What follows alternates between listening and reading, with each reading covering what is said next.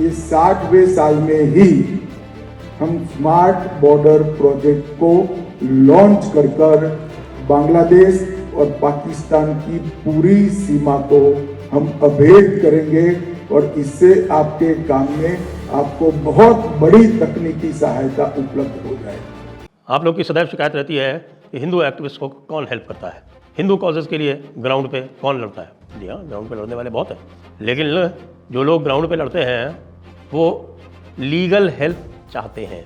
देखिए, जो legal cases लड़ रहे हैं लोग, मंदिरों के लिए लड़ रहे हैं, परंपराओं के लिए लड़ रहे हैं, और तो और बहुत सारे लोग जो हैं वो जब ग्राउंड पर जाकर हेल्प करते हैं तब उनके ऊपर केसेस होते हैं।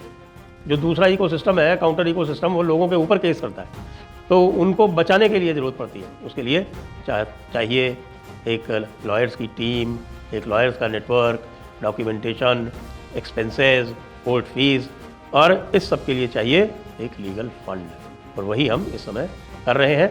आप लोगों से अनुरोध है कि ये पहला राउंड है जो कि 31 तारीख को समाप्त हो जाएगा, तो अब आपके पास अवसर है कि इसको आप किस तरह आगे बढ़ा सकते हैं। नमस्ते, आप सभी से अनुरोध है कि कृपया हमारे चैनल को सब्सक्राइब करें, वीडियो को लाइक भी अवश्य कर लें। आज अभूतपूर्व रूप से फालता उपचुनाव भारतीय जनता पार्टी ने जीत लिया। जीतना तो था, जीतने की संभावना तो पूरी थी, लेकिन जिस प्रकार से जीता 1,09,000 वोट से, वो निश्चित रूप से अभूतपूर्व था। और उसने ये दिखाया कि भाई ऐसी कॉन्स्टिट्यूंसी में जहाँ पर 30% मुसलमान है, वहाँ 71% वोट लेके यदि पार्टी आई है, तो इसका अर्थ ये है कि हिंदुओं ने 100% वोट दिया है। इसमें कुछ लोग दूसरा अर्थ भी निकाल रहे हैं कि भाई कुछ मुसलमानों ने भी दिया है। भाई ऐसा है कि जहांगीर खान के अत्याचारों से कुछ मुसलमान भी परेशान थे। जो बदमाश होते हैं, जो गुंडे होते हैं, वो जाति, धर्म, मजहब एक लेवल तक ही देखते हैं, एक स्तर के बाद में फिर उसके बाद उनके लिए सारे एक जैसे होते हैं। कोई सुंदर स्त्री दिखी तो यदि मुसलमान भी होगी तो उसको उठा लाएगी, ऐसी बात नहीं है, उनको कोई इसमें गुरेज नहीं है। तो मज़े की बात ये थी कि उसके बाद फिर जो शुभेंदु अधिकारी ने जो उसके बाद जो विक्ट्री स्पीच दी है, उसमें फिर से पुष्पा को बुलाया। पुष्पा कोथाय, आपनी कोथाय पुष्पा। सारी हेकड़ी निकल गई, सारी हेकड़ी इतनी निकली कि जब जो स्पष्ट हो गया कि क्या परिणाम आने वाला है, तो ममता बनर्जी भी बहुत दिनों बाद आ गई। She crawled out of the woodworks. वो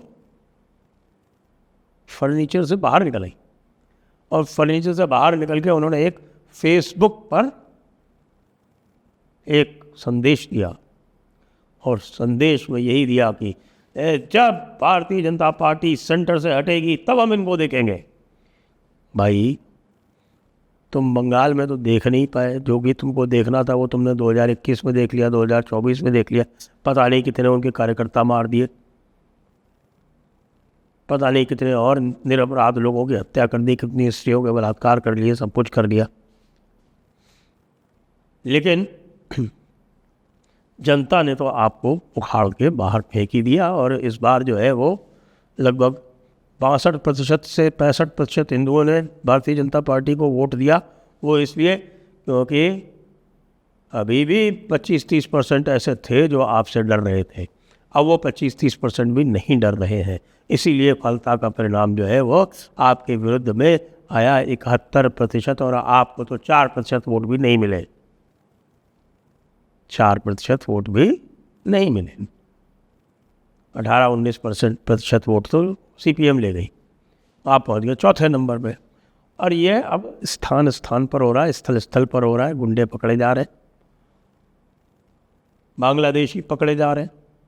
बांग्लादेशियों के जो ट्रीटमेंट में शुभेंदु अधिकारी ने जो परिवर्तन कर दिया है, वो इस प्रकार का परिवर्तन है कि उसके कारण सारे बांग्लादेशी एट रिस्क हो गए हैं।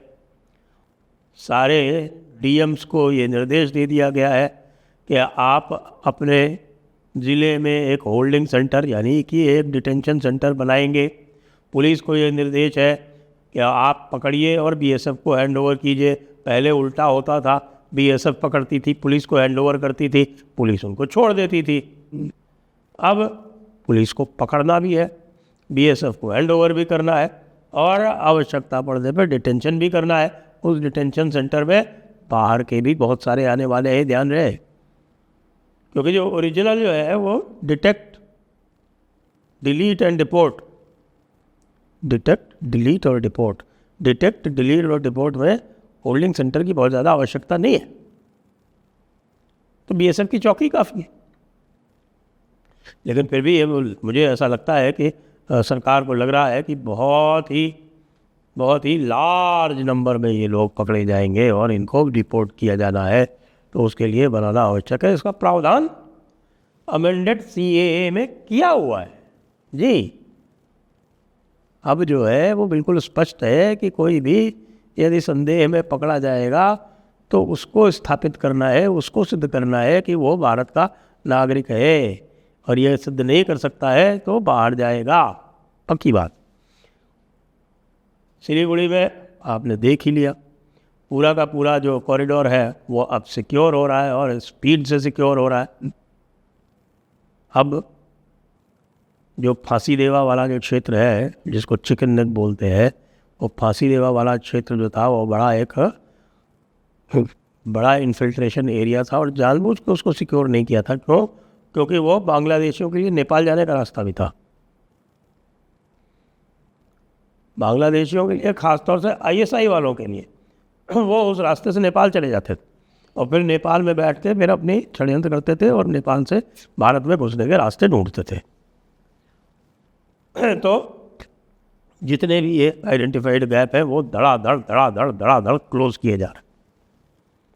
चिकन नेक तो अब वो चिकन नेक नहीं रहा, अब तो वो टाइगर्स नेक हो गया है या राइनोज नेक हो गया है, इतना मजबूत हो गया है। तो फिर ममता दीदी ही कोच है, क्या करोगे अब आगे? ममता दीदी के लिए अब कोई रास्ता नहीं है। ममता दीदी की पार्टी शीघ्र टूट रही है। टूटने के जो सारे कितने भी इंडिकेशंस हैं, संकेत है, वो सब आ गए हैं।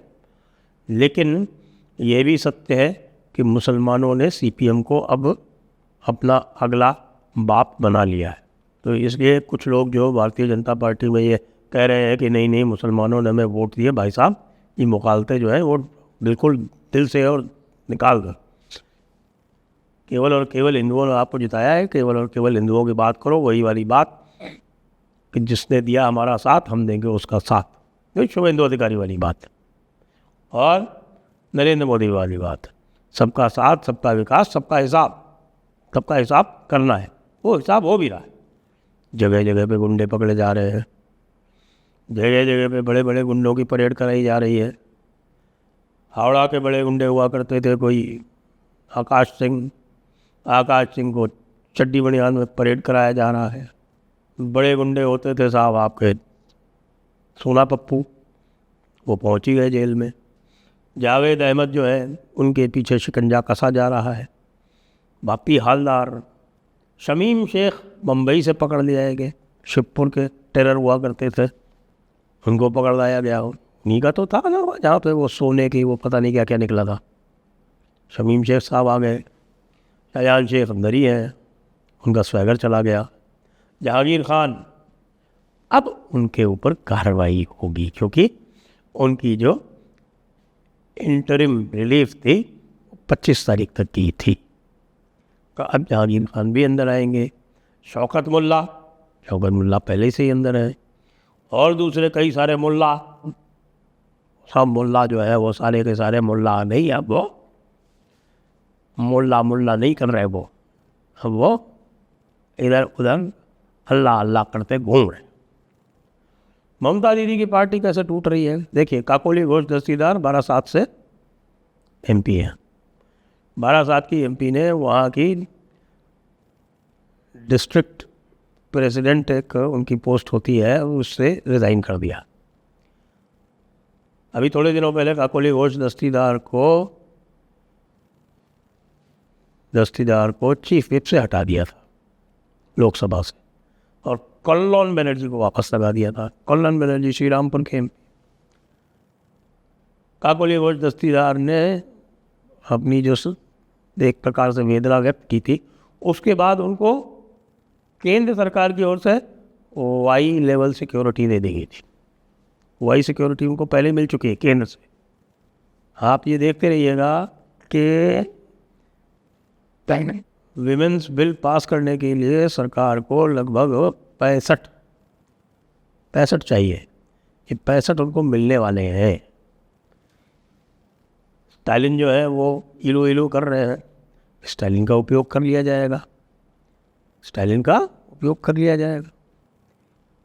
और स्टालिन के अलावा ये जो घूम रहे हैं इनके ममता दीदी के जो प्यादे इधर उधर 20-22 ये मिल जाएंगे, तो करीब करीब ये समझिए कि 50 की तो व्यवस्था हो गई। बचे 15 और कहाँ से आएंगे? कहीं से भी आ जाएंगे जी। शिवसेना वाले तैयार बैठे हैं, पूरी तरह से तैयार बैठे हैं। जब चाहो तब पूरे के पूरे कूद के इधर आ जाएंगे, और कुछ नहीं तो वोटिंग तो कर ही देंगे। एनसीपी शरद पवार वाले वो भी तैयार बैठे हैं। 15 ये हो गए, 9 और 6 15, और क्या चाहिए? तो सरकार का अब 2/3 जो है वो लोकसभा में लगभग पक्का हो गया, और राज्यसभा में तो चाहिए ही लगभग 12 या 13। वे अभी जो चुनाव होंगे उसके बाद 150 तो हो ही जाएंगे एनडीए के, और 150 के बाद 13 चाहिए, 163 या 164 चाहिए। 13 या 14 कहाँ प्रॉब्लम है भाई? कहाँ प्रॉब्लम है 13-14 भारतीय जनता पार्टी के लिए? इधर इनके जो है गुंडे सारे तो पकड़े जा ही रहे हैं, और गुंडे पकड़े जाने के साथ काउंसलर्स जो है वो एक साथ रिज़ाइन कर दे रहे हैं। बाटपार जगह है वहाँ से, सारे के सारे जो है बाटपारा से सारे के सारे रिज़ाइन कर गए, 3 को छोड़ के। ये मैंने कल भी बताया था। और भी है, वो सब ये चाहते हैं कि साहब कि हमको थोड़ा सा प्रश्रय मिल जाए, आश्रय मिल जाए, कुछ थोड़ा बहुत वो मिल जाए। लेकिन एक काम अच्छा किया है भारतीय जनता पार्टी ने, उनको सबको पता है, उनको अच्छी तरह से पता है कि 2021 के चुनाव के एक हारने का कारण ये था कि जनता ने ये देखा कि भाई इनका भी तृणमूलीफिकेशन हो रहा है, कि जिन लोगों ने अत्याचार किए थे तृणमूल की ओर से, उनको भी कैंडिडेट के रूप में खड़ा कर दिया था पार्टी ने, उससे माहौल ख़राब हो गया। ये सब जो है जो गुंडे माने जाते हैं, तो पूरी तृणमूल की property of the goondas, by the goondas, for the goondas थी, इसलिए तृणमूल को कोई टच नहीं करना। तो भाई फालता ने पूरी तरह से समाधान कर दिया है दीदी का, पूरी तरह से तृणमूल का कर दिया है, पूरी तरह से बांग्लादेशियों का कर दिया है, और काफ़ी हद तक बांग्लादेश का भी कर दिया है। जय हिंद, जय भारत, वंदे।